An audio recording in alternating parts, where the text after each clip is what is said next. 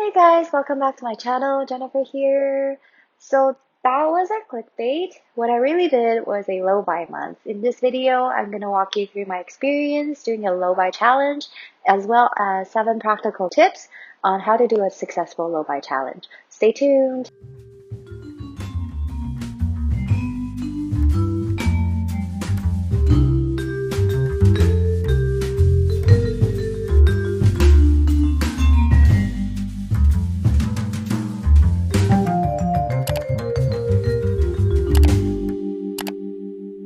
Most of you know already, I'm a shopaholic and I make bad decisions. Who isn't these day and age, right? We're in the middle of a pandemic and there's now stricter rules in BC, and I'm feeling major COVID fatigue. What I have been doing since the beginning of the pandemic was actually I looked to shopping as a relief and mood boost, but of course that could be problematic, and it was problematic. I'm not in debt or anything, but I also didn't really save as much as I wanted to.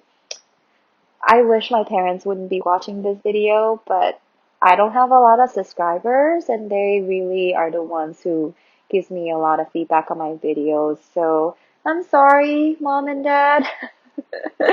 So I was doing my taxes this year and I realized I actually make a decent amount of money. But when I look at my bank account, that doesn't really reflect it. That's when I really realized, Jennifer, you have a problem. And through my coworker, I discovered that there's something called low buy or no buy challenge. Decided to do it. What is a no buy? So unless you live at home with your parents and they pay for all the expenses, and if you're able to do so and still have a great relationship with them, milk that thing, do it as long as you can, but you probably not interested in this video at all. We all have bills to pay. We all have necessary things to pay for. And so the idea of a no buy is to spend $0 on things that are not normally necessary. So who determines the list of necessities? You do, but more on that later. As with everything, when you're trying to break a spending habit, it's very much like breaking an addiction. So I would not suggest you to break it cold turkey, which is why I opted for a low buy challenge rather than a strict no buy. How was my experience? I have to say, choosing the month of April was like a godsend. There were a lot of temptation this month. Like the Sephora had their semi-annual sale in April, and then a lot of other clothing stores also had major sale. Because I'm on this no-buy plan, I was able to dodge the bullet. So just to give you an idea, last year during Sephora's April semi-annual sale, I spent roughly a little bit over $1,000. I'm sorry, Mom. I'm sorry. Anyways, back to the topic. Sticking to a no-buy plan was hard. April was a very hard month.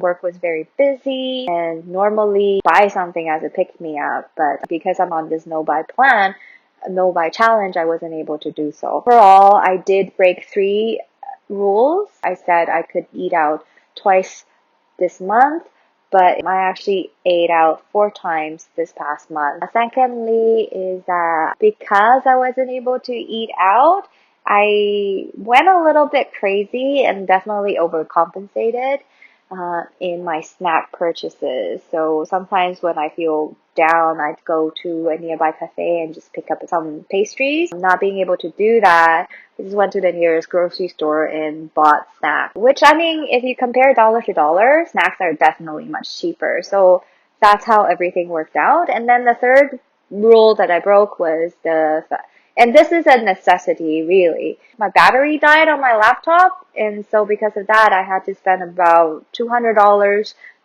for them to fix it.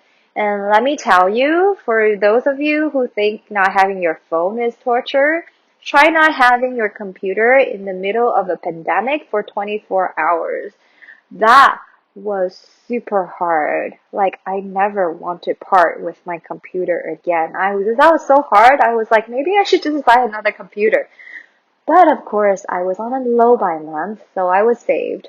This month is the first month during the pandemic that I've actually stuck to monthly budget, which is a good thing, and it's all thanks to this no buy.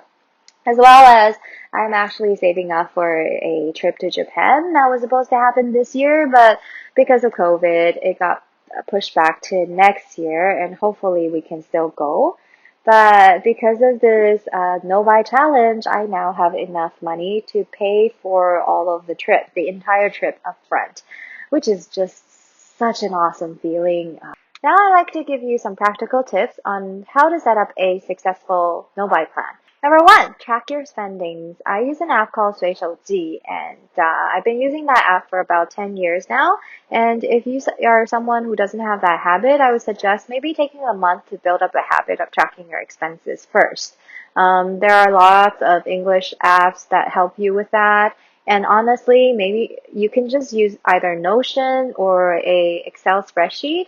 All you really need is 3 columns, the date, the amount spent, and what did you spend on. Very easy. I know there are apps now that link to your bank account or your credit card and gives you a breakdown of how much you spend and what you spend it on. But I find the act of tracking will bring an awareness to your spending habits. Second of all is you want to choose your time frame. Are you doing no buy for a day, for a week, for a month, 3 months, or a year? I would suggest start small. I just finished my 1 month, and I'm thinking about starting my 3 months no buy challenge. You want to create your list of necessities and anticipate future spendings. You want to make your rules clear, simple to follow, and as well as realistic. So what do I mean by that is, take eating out, for example. If you eat out every single day, then a realistic goal for you would be maybe just to limit it to once per week, as opposed to quitting eating out altogether.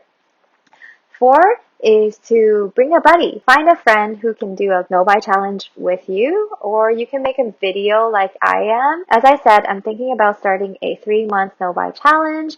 If you want in on the challenge, then DM me on Instagram, comment on this video. I'll be happy to set something up. 5, beware of overcompensating. What do I mean by that? So April was a very hard month. There are a lot of times where I felt like kind of depressed, and normally what I did was I would go online and buy something for myself as a pick-me-up. But being on a no buy, I couldn't do any of that. So what I did is that I turned to binge eating. So I would buy snacks from the grocery store, and I would finish all of them in one go. It was not a pretty sight. It was not pretty. The point is to bring awareness. So realizing that I was actually overcompensating, like I can channel that behavior or channel that energy elsewhere, like exercising, like praying, like reading the Bible, like so many other things that I could do instead of shopping. And also, when the no buy challenge gets really hard, you can always focus on why you want to do the challenge, and hopefully that will be good enough motivation to keep going. 6 is to treat yourself. Positive reinforcement is key to enforcing any kind of behavior. For me, it's the ability to pay upfront my Japan trip, and that's such a great feeling. But it can also be a small thing, like if you complete a month of your no buy challenge, then you get to, I don't know, buy a lipstick or buy a pint of Ernest ice cream to treat yourself. 7, be kind to yourself. So trying to get your spending habit under control is a lot like trying to break an addiction. It is hard. You'll fail. You'll have to go break your rules from time to time. What's important is that you pick yourself back up and you keep going. Alrighty, I hope you found this video useful. As I said, I'm going to start a 3-month no buy challenge. If you want in on the challenge, please DM me on Instagram and let's support one another through this. Please like this video and subscribe, and I will see you in my next video. Bye!